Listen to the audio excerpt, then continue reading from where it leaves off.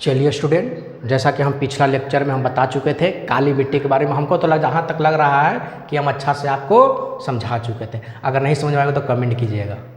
चलो बिना समय का व्यतीत करते हुए आज स्टार्ट करते हैं तीसरा मिट्टी, यानी फर्स्ट मिट्टी जलोढ़ मिट्टी के बारे में बताए थे, सेकेंड मिट्टी यानी लाल एवं सेकेंड मिट्टी काली मिट्टी के बारे में बताए थे। आज थर्ड मिट्टी के बारे में जानेंगे, यानी तीसरा जानेंगे लाल एवं पीली मिट्टी। क्या पढ़ेंगे बाबू? लाल एवं पीली मिट्टी। चलो लाल मिट्टी है तो लाल से ही लिखने का प्रयास करते हैं, लाल एवं पीली मिट्टी। अब आप मत बोलिएगा कि लाल तो लाल से लिख दिया, पीली पीला से लिखिए, ऐसा है सारी चीज़ यहाँ पर संसाधन उपलब्ध नहीं है। आपको पता है कि आवश्यकता के अनुसार संसाधन का उपयोग करना ही संसाधन कहलाता है। तो ज़रा संसाधन की जब आवश्यकता पड़ेगा तो उपयोग करेंगे। संसाधन मेरा वीडियो देखेंगे तो यही सब पढ़ाए तो बच्चा हंस खेल के तो पूरा याद हो जाता है।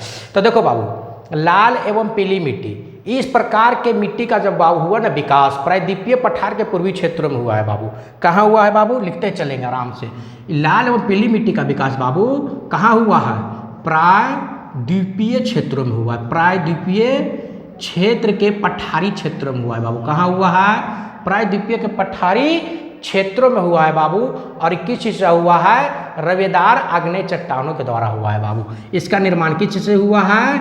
रवेदार आग्नेय चट्टान। किसके द्वारा बाबू? आग्नेय चट्टानों के द्वारा निर्माण हुआ है। और ये पठार के पूर्वी एवं दक्षिणी हिस्सों में ही पाया जाता है बाबू। पूर्वी एवं दक्षिणी दिशा में पाया जाता है। ये दोनों है जो पूर्वी एवं दक्षिणी हिस्सा में, पूर्वी एवं दक्षिणी हिस्सा दोनों हिस्सा में पाया जाता है, इसलिए इन दोनों का विकास हुआ है। और इस दोनों बाबू यहाँ इस मिट्टी का इसलिए विकास हुआ है कि यहाँ 100 सेंटीमीटर से कम वर्षा होता है। इस क्षेत्र में क्या बाबू? 100 सेंटीमीटर से जहाँ भी कम वर्षा होता है, इस मिट्टी का लाल एवं पीली मिट्टी का निर्माण हो जाता है।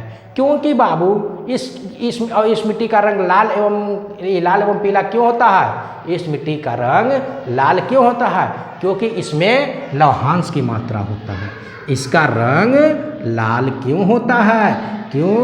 क्योंकि इसमें लौहांश की मात्रा पाया जाता है बाबू, इसलिए इसका रंग लाल एवं पीला होता है।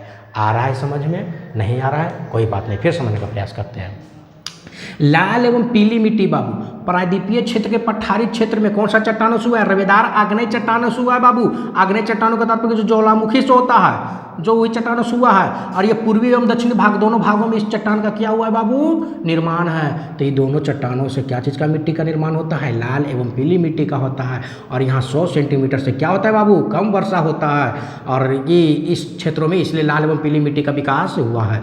और इसका रंग लाल एवं पीला क्यों होता है? क्योंकि इसमें लौहांश की मात्रा पाया जाता है, जिसको बोलते हैं आयरन। इसका विस्तार भारत के कुल कृषि भूमि का कितना बाबू? 7.2 करोड़ हेक्टेयर भूमि पर पाया जाता है। भारत में इसका विस्तार भारत के कुल कृषि भूमि का मतलब इस मिट्टी बाबू जितना कुल कृषि भूमि है बाबू, कृषि भूमि को बोल रहे हैं, पूरा पृथ्वी के बारे में नहीं बोल रहे हैं। क्या बोल रहे हैं बाबू? जितना कृषि किया जाता है उस कुल कृषि भूमि में 7.2 करोड़ हेक्टेयर भूमि पर फैली हुई है कौन सा भूमि? लाल एवं पीली मिट्टी। आ रहा है समझ में? लाल एवं पीली मिट्टी मुख्य रूप से बाबू कहाँ कहाँ पाया जाता है? उस क्षेत्र का भी नाम आपको लिखने का प्रयास हम करते हैं। कौन कौन सा क्षेत्र में पाया जाता है? कौन कौन सा क्षेत्र में पाया जाता है लाल एवं पीली मिट्टी? तो ये बाबू तमिलनाडु, कर्नाटक, आंध्र प्रदेश। पहला क्या है बाबू? तमिलनाडु। दूसरा क्या है बाबू? कर्नाटक। तीसरा क्या है बाबू? सॉरी। तीसरा क्या है बाबू? आंध्र प्रदेश। 4 नंबर में क्या है? 4 नंबर में क्या है जी? गोवा, उड़ीसा, दक्षिणी पूर्वी महाराष्ट्र। गोवा, फिर उड़ीसा, फिर दक्षिणी पूर्वी महाराष्ट्र। दक्षिणी पूर्वी महाराष्ट्र में ये सब पाया जाता है। और लिख दे, चलो आ लिख देते हैं, छोटा नागपुर के पठार और मेघालय के पठार पूरा लिख देते हैं। ये को नहीं छूटना चाहिए। हो सकता है बीपीएससी का भी कोई लड़का वीडियो देख रहा हो। छोटा नागपुर पठार और मेघालय का पठार, इस सब क्षेत्रों में कौन सा मिट्टी, लाल एवं पीली मिट्टी पाया जाता है। अब चलो बाबू, विस्तृत रूप से फैला हुआ है। अब देखो बाबू, जैव पदार्थों की कमी के कारण यह मिट्टी जलोढ़ और काली मिट्टी की अपेक्षा कम उपजाऊ होता है, क्योंकि बाबू यहाँ जैव पदार्थ नहीं पाया जाता है। यह इस सब क्षेत्र में, इस सब मिट्टी में बाबू, लाल एवं पीली मिट्टी में इस सब लौहांश की मात्रा ज़्यादा पाया जाता है, तो इसमें जैव पदार्थ कम पाया जाता है। बाबू क्या बोल रहे हैं, क्या बोले, जैव पदार्थों की कमी से इस मिट्टी में जलोढ़ और काली मिट्टी की अपेक्षा क्या होता है, उपजाऊ कम होता है, उपजाऊ कम होता है। जैव मतलब तुमको नहीं बताया बाबू, जैव संसाधन जहाँ क्या हो, कीड़ा मकोड़ा जहाँ जीने लग रहता है, वो मिट्टी का क्या बनाता है, मिट्टी को भुरभरा बना देता है। भुरभरा बनाने का तात्पर्य ऑक्सीजन ज़्यादा जाएगा, ऑक्सीजन ज़्यादा तो खेती ज़्यादा होगा। ऐसा पूरा क्या रहता है, पूरा एकदम पूरा भरौटी रहता है। मतलब यहाँ जैव कीड़ा मकोड़ा उतना इस मिट्टी में पाया नहीं जाता है, कीट पतंग सब यहाँ नहीं पाया जाता, इसलिए यहाँ खेती क्या होता है बाबू, बहुत कम पाया जाता है। आया समझ में?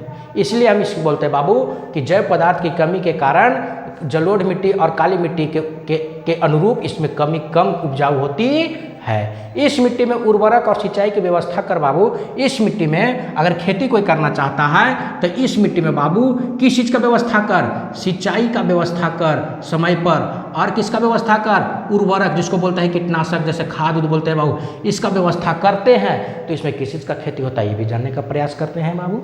बढ़िया है। चावल लिखते हैं पहला बाबू, चावल, ज्वार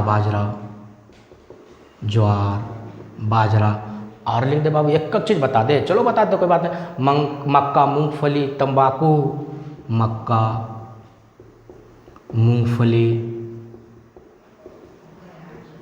तो एगो आ होगा शायद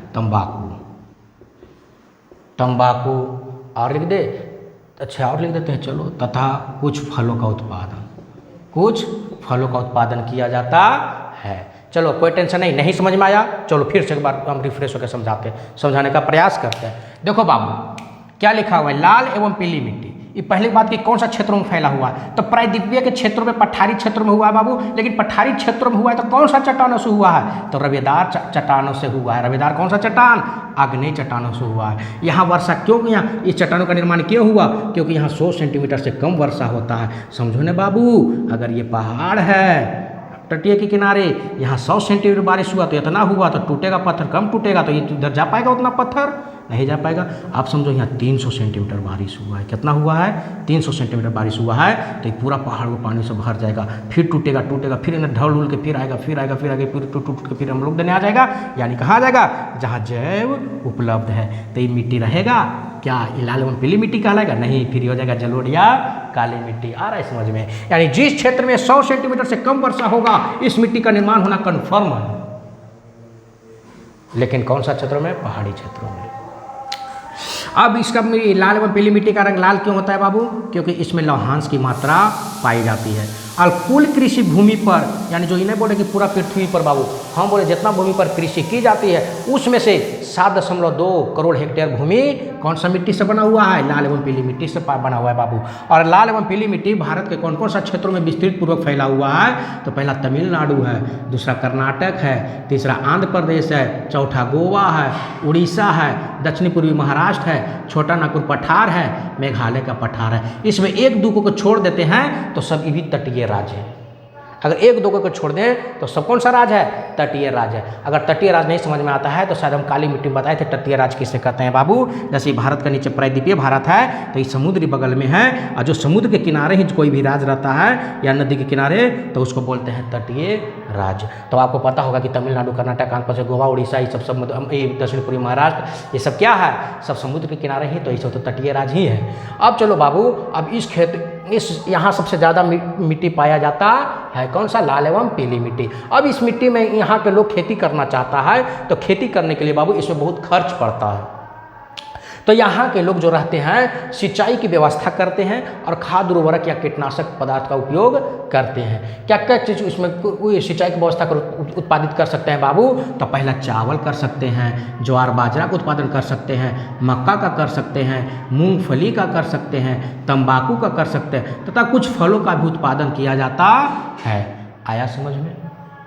2 नंबर भी पूछता है, 1 नंबर भी पूछता है और 4 नंबर भी पूछ देता है। आया समझ में टीम बाबू? ये बीपीएससी में भी क्वेश्चन पूछ देता है ऑब्जेक्टिव, और खैर 10 12 तो कहना ही क्या है, दुनिया में हर एक कम्पिटिटिव में भी पूछता है। तो चलते हैं बाबू, बिना टाइम व्यतीत करते हुए, अगर आपको समझ में आता है तो कमेंट कीजिए, अपने दोस्तों के पास शेयर कीजिए बाबू, क्योंकि अगर आप लोग सब्सक्राइब कीजिएगा और शेयर कीजिएगा तो उत्साह मिलेगा, और उत्साह मिलने का तात्पर्य है कि और अच्छा से समझाने का प्रयास करेंगे, और वीडियो बनाएंगे, पॉलिटी के ऊपर लावेंगे बाबू, फिर हिस्ट्री, अभी हिस्ट्री चलिए रहा, फिर ज्योग्राफी, पॉलिटी चलिए रहा, और क्या चाहिए, और इकोनॉमिक्स भी ऊपर डालेंगे, मतलब सारा एकदम पूरा वीडियो अपलोड होते रहेगा। लेकिन आप लोग साथ दीजिएगा तब ना बाबू, थोड़ा फैलाइए अपने दोस्तों के पास, सब्सक्राइब कीजिए, लाइक कीजिए।